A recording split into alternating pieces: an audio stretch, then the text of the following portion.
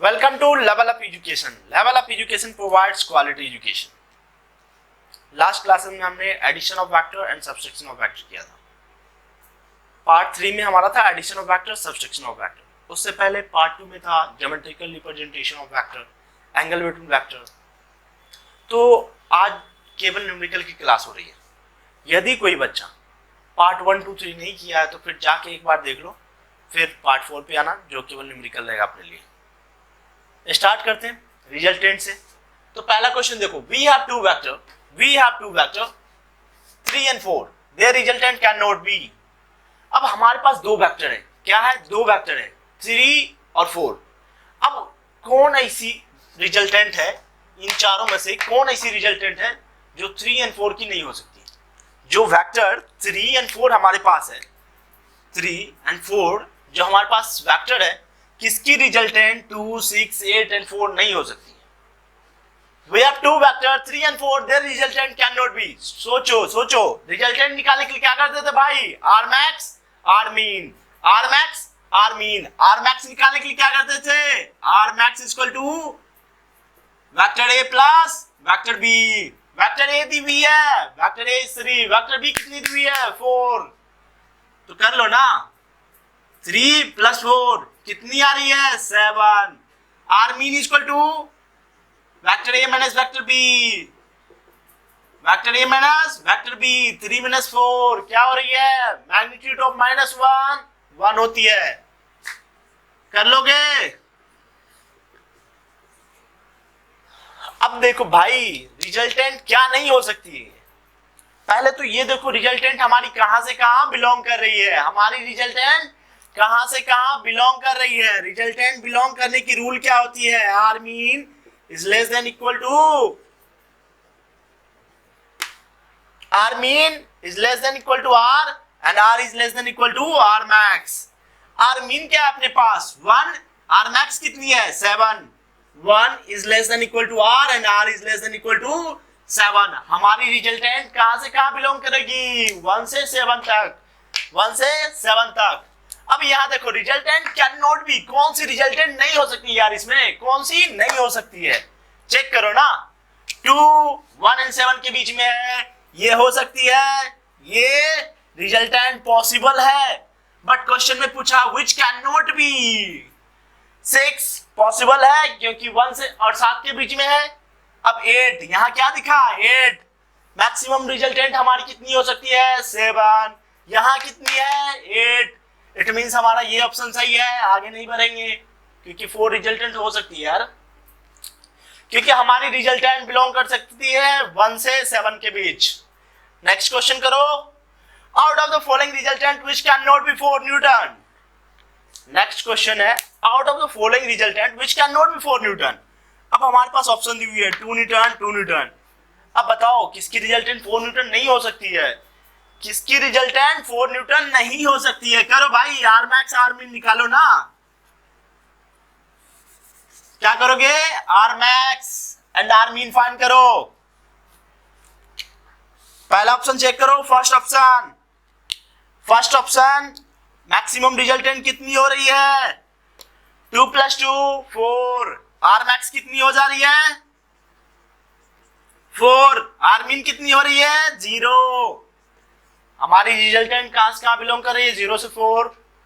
इसमें तो भाई 4 आ रहा है, इसका मतलब ये तो हो सकता. बट क्वेश्चन ने पूछा which can not be 4 Newton. क्या पूछा? Which can not be 4 Newton. इसका मतलब ये तो हो सकता है. कौन नहीं हो सकता? आगे चेक करते हैं.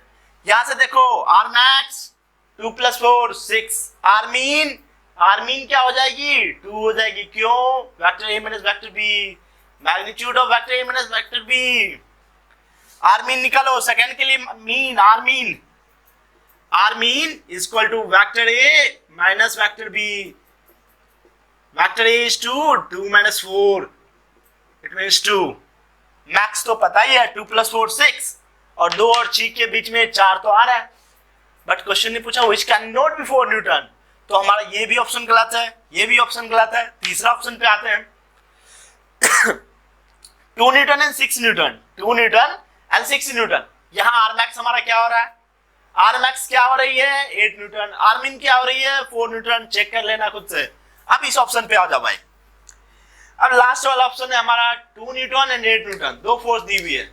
आर मीन क्या हो जाएगी 6 न्यूटन, आर मैक्स क्या हो जाएगी 10 न्यूटन।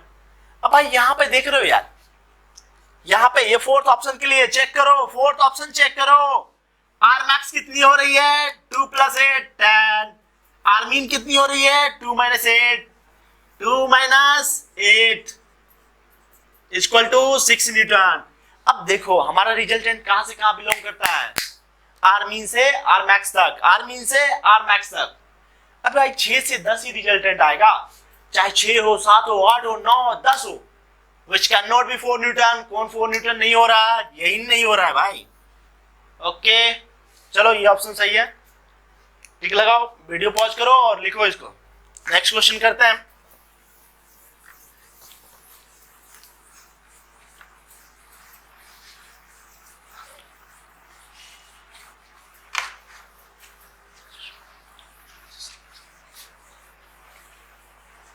अब देखो whose resultant cannot be 0। Next question है whose resultant cannot be 0, cannot be 0।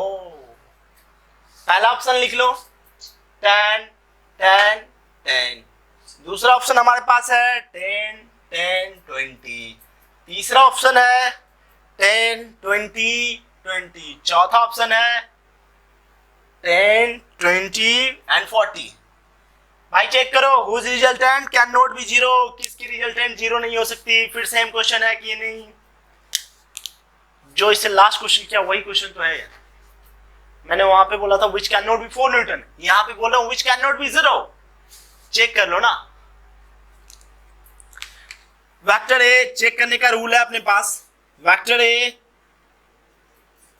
Plus vector B is less than equal to magnitude of vector C. Sum कर लो, vector A plus vector B क्या हो रही है 10 + 10 20, 10 + 10 is less than equal to 10। Possible है नहीं possible है बोलोगे क्योंकि यहाँ 20 हो जा रहा है, इस साइड 10 है, इसका मतलब हमारा ये ऑप्शन गलत है। आते हैं नेक्स्ट क्वेश्चन पे, 10 + 10 + 10 20। भाई ये तो कुछ पॉसिबल लग रहा है, क्या पॉसिबल है ना?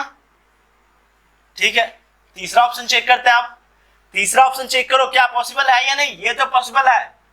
तीसरा ऑप्शन चेक करो, तीसरा ऑप्शन क्या है 10 + 20 is less than equal to 20, 10 + 20 is less than equal to 30। Sorry 20 यार, दिस इज पॉसिबल और not, this is not possible यार। 10 + 20 30, क्या 30 20 से छोटा है? नहीं है, तो ऐसे भी ये ऑप्शन गलत है यार, एक तो मिल गया तब थोड़ी ना मिलने वाला। ये चेक कर लो 10 + 20 क्या हो रही है 30, 30 is less than equal to 40, no, इसका मतलब ये भी ऑप्शन गलत है, यानी हमारा ये वाला ऑप्शन एकदम एग्जैक्ट सही था। अब नेक्स्ट क्वेश्चन करते हैं, कंपोनेंट ब्रेक करेंगे, रिजॉल्व इनटू कंपोनेंट हमारा चौथा क्वेश्चन होगा, fourth question, resolve into component.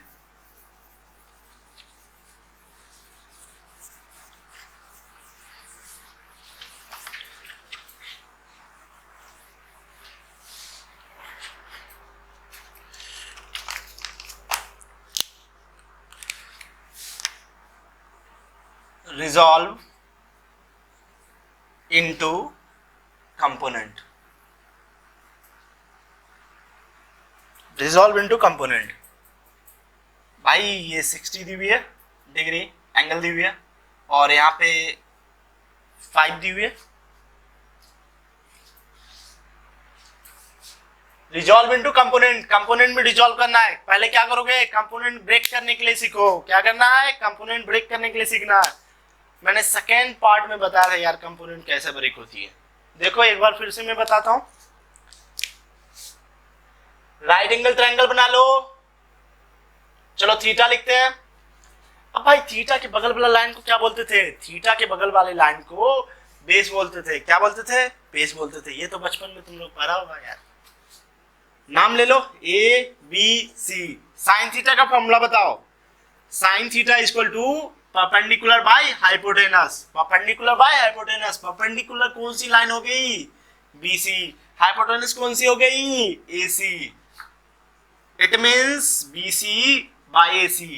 Cross multiply कर लो, इस दोनों के बीच क्रॉस मल्टीप्लाई कर लो। P equal to H sine theta, P equal to H sine theta. भाई ये याद रखना, अभी मैं क्वेश्चन करवाने वाला हूं इस पे। अब cos थीटा की फॉर्मूला बताओ ना। cos थीटा क्या होती है? cos theta equal to base by hypotenuse.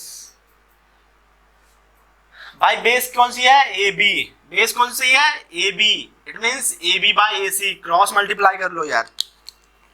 जब क्रॉस मल्टीप्लाई करते हो ना, B equal to H cos theta आता है।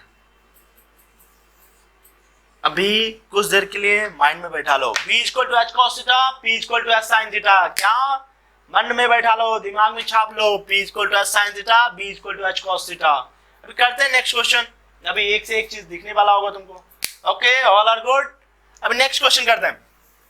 भाई मैंने ये 2 पॉइंट बताया, इस 2 पॉइंट को कुछ देर के लिए लर्न कर लो, अपने माइंड में बैठा लो, क्योंकि अभी जितना भी क्वेश्चन होगा सब यही पॉइंट काम आने वाला है।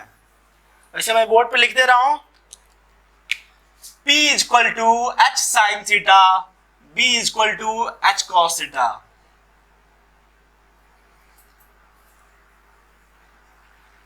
चलो कंपोनेंट ब्रेक करते हैं। अब भाई ये देख, यहां पे आ जाओ। थीटा इक्वल टू कितनी दी हुई है? 60 degree. Theta equal to 60 degree. और ये हमारा फोर्स कितना लग रहा है? 5 न्यूटन। वेक्टर 5 है ना। अब ये बेस वाली लाइन को क्या बोलते हैं? ये हमारा, मान लो suppose that this is H, तो हमारे फार्मूला में क्या होता था? B equal to H cos theta. इसका मतलब 5 cos 60 डिग्री। परपेंडिकुलर वाली लाइन को क्या बोलते थे? H sin theta. And this is the perpendicular line, this is the perpendicular line. इसका मतलब हो गया 5 sin 60। बस यही तो कंपोनेंट ब्रेक है यार, इसमें कुछ है थोड़ी ना। अब बच्चों वाली बात है यार, क्या 5 cos 60, 5 sin 60 लिख दिया, कुछ इसमें एक्स्ट्रा है थोड़ी ना यार। क्या समझोगे यार? ले 30 डिग्री मैंने दे दिया और ये 10 दे देता हूं। बोला कंपोनेंट ब्रेक कर भाई, कंपोनेंट ब्रेक कर। क्या करोगे? This is the base line, और बेस लाइन को क्या बोलते हैं? यहाँ पे देखो, बेस लाइन को क्या बोलते हैं? H cos theta. This is H 10 cos 30। Perpendicular वाली लाइन कौन सी हो गई? ये परपेंडिकुलर वाली लाइन क्या बोलते हैं? Sine theta. इसका मतलब 10 sin 30। इसी तरह तो कंपोनेंट ब्रेक होता है यार, ये तो कुछ है ही नहीं, बच्चों वाली बात मैं कर रहा हूं। चलो अभी क्वेश्चन करवाएंगे।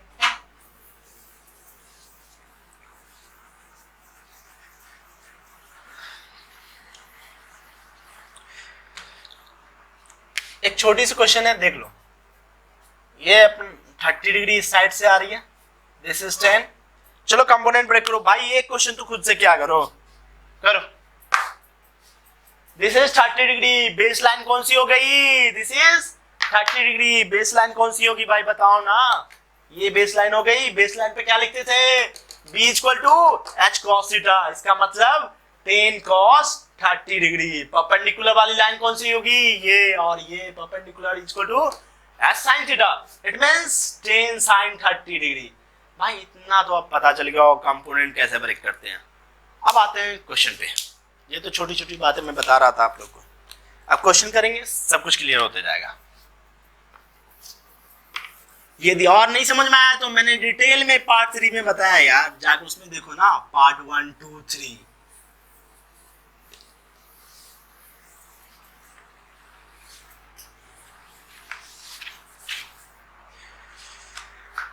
Find the resultant of vector. Find the resultant of vector.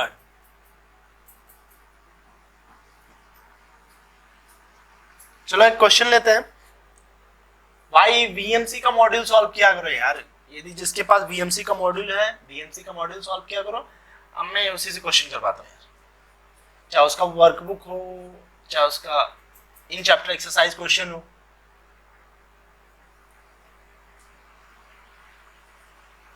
ये 10 दी हुई है, चलो सॉल्व करो। कुछ करना थोड़ी ना इस क्वेश्चन में यार, केवल कंपोनेंट ब्रेक कर दो ना, खुद आंसर आ जाएगा। Find the resultant of vector. Only component break करनी है यार। देखो मैंने क्या बताया अभी आपको, जस्ट इसको कवर करो। भाई बताया था ना कंपोनेंट ब्रेक करना आसान है। इसको जब कवर कर लोगे क्या हो जाएगा, ये 30 डिग्री के लिए बेस लाइन हो गया ना, और बेस लाइन के लिए क्या बताया था, b equal to h cos theta. It means 10 cos 30. 10 cos 30. Perpendicular line कौन सी हो गई, this is the perpendicular line ना, ये लिख लोगे 10 sin 30. ओके, अब आ जाओ इस पे. अब यहां क्या करेंगे, इसको कवर करो, हमारा नीचे वाला पार्ट आ गया ना, तो ये बेस लाइन हो गई. बेस लाइन को क्या लिखेंगे, 8 cos 60. बेस लाइन हो गई 8 cos 60. अब आ जाओ इसके लिए परपेंडिकुलर लाइन ये हो जाएगी ना, परपेंडिकुलर लाइन ये हो जाएगी, क्या लिखेंगे यहाँ पे 8 sin 60. ओके, चलो लिखो. अब देखो यहां पे क्या दिख रहा है ना यार, RX दोनों सेम डायरेक्शन में जा रही है, दोनों वेक्टर सेम डायरेक्शन में जा रही है. जब दोनों वेक्टर सेम डायरेक्शन में जा रही हो तो क्या करेंगे, सम करेंगे. जब दो बंदा सेम डायरेक्शन में जा रहा हो ना तो सम कर देना यार.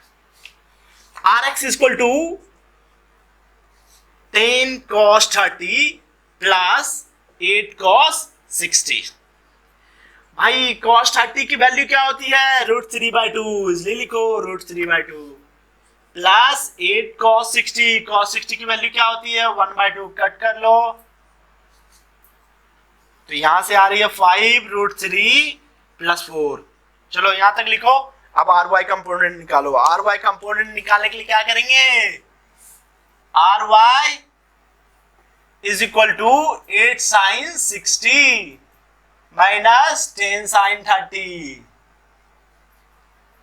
चलो सॉल्व करते हैं. RY is equal to 8 sin 60. 8 into sin 60 is equal to √3/2 minus 10 sin 30 is 1/2. Cut कर लो, 4√3 माइनस 5. इन हमारा RX कंपोनेंट हो गया, RY कंपोनेंट हो गया. अब क्या करो, मैग्नीट्यूड फाइंड करो. क्या करोगे, रिजल्टेंट फाइंड करने के लिए मैग्नीट्यूड फाइंड करना पड़ता है यार. मैग्नीट्यूड का फॉर्मूला क्या होता है, मैग्नीट्यूड का फॉर्मूला होता है √RX का स्क्वायर प्लस RY का स्क्वायर. अब आपके पास भाई RY की वैल्यू है, RX की वैल्यू है, वैल्यू पुट करो, आंसर मिल जाएगा. और यदि थीटा निकालने के लिए बोल दे तो tan थीटा इक्वल टू लिख सकते हो RY बाय RX. इजीली लिख सकते हो यार, tan theta equal to RY by RX. RY की वैल्यू दी हुई है, RX की वैल्यू दी हुई है. Put the value and get the answer. और क्या, और कुछ करो क्या, कुछ है ही नहीं करने के लिए बस. लेकिन मैग्नीट्यूड फाइंड कर लेना और भाई भेजा करो कुछ यार.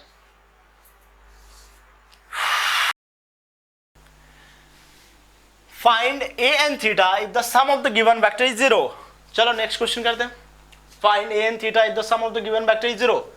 सॉल्व करो. अब यहां पे देखो भाई, A इसकी बेस लाइन कौन सी हो गई, ये हुई ना, तो A cos थीटा लिखेंगे इसके लिए. यहां पे इसके लिए A sin थीटा लिखेंगे. लिखेंगे या नहीं लिखेंगे यार, क्यों नहीं लिखेंगे, लिखेंगे. इसीलिए तो सुबह से कंपोनेंट ब्रेक बता रहे हैं. A cos theta, A sin theta. चलो सॉल्व करो. यहाँ 60 दी हुई है ना, ये हमारी लाइन हो गई 5 cos 60 एंड परपेंडिकुलर लाइन हो गई 5 sin 60.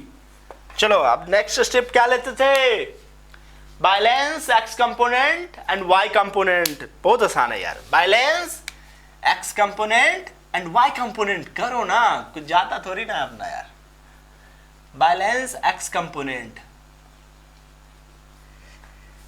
x कंपोनेंट को बैलेंस करोगे तो क्या आएगा, A cos theta equal to 5 plus 5 cos 60. मैंने क्यों लिखा यार ये दोनों, क्योंकि पहले से भी तो 5 दी रखी है.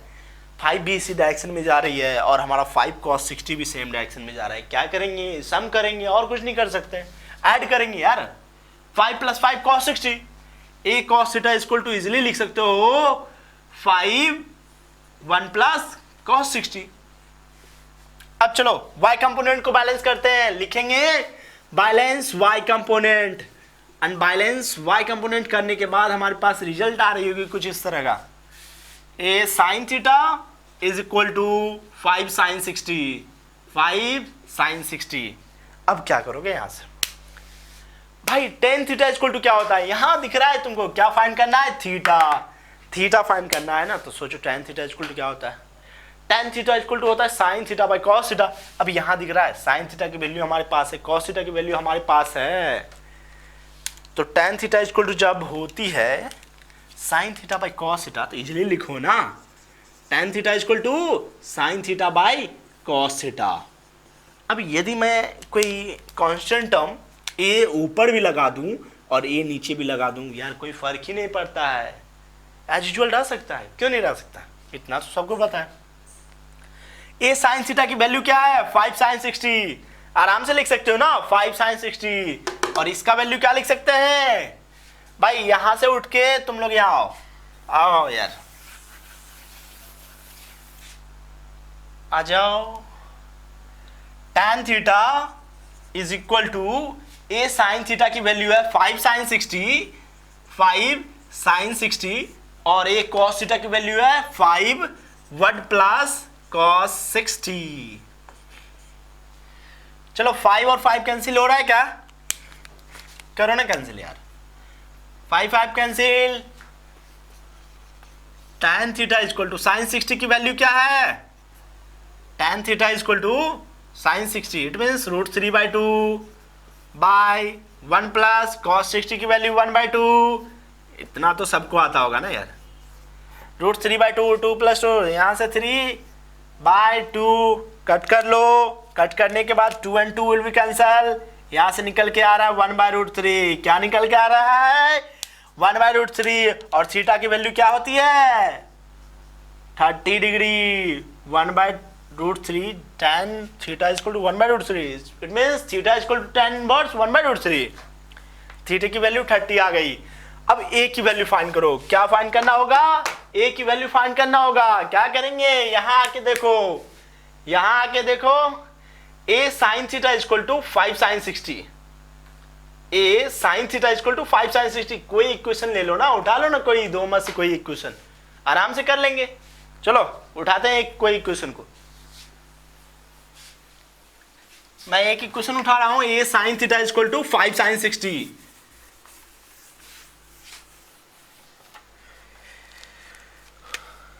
a sin theta is equal to 5 sin 60, sin theta की वैल्यू क्या है 30, sin 30, 5 sin 60, sin 60 की वैल्यू क्या होती है, पहले 30 की वैल्यू यहां पे लिख लो 1/2 into is equal to 5 √3/2, 2 and 2 will be cancel, therefore a is equal to 5 √3, आराम से लिख सकते हैं यार, कुछ है दो नहीं ना।